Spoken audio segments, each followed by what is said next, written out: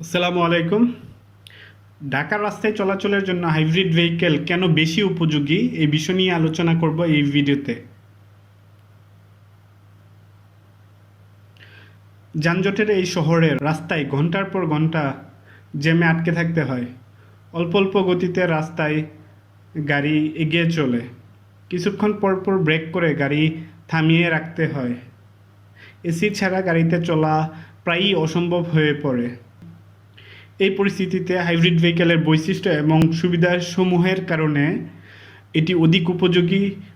যেহেতু hybrid ভেহিকেলের fuel খরচ কম হয়ে থাকে, তাই দীর্ঘ সময় চললেও ফুয়েল খরচ তুলনামূলক কম হয়ে থাকে।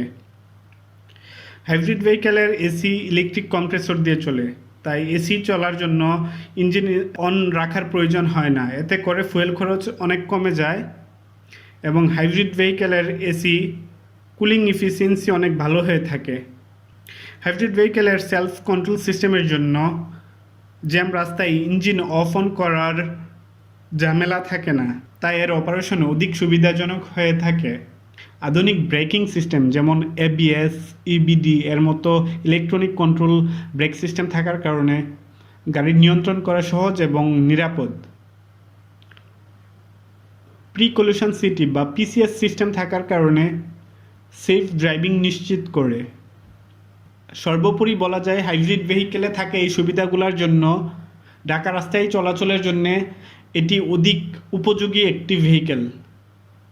আশা করি গাড়ি নির্বাচনের ক্ষেত্রে এই বিষয়গুলি জানা থাকলে আপনি সঠিক একটি গাড়ি নির্বাচন করতে পারবেন, যেটি আপনার উপকারে আসবে।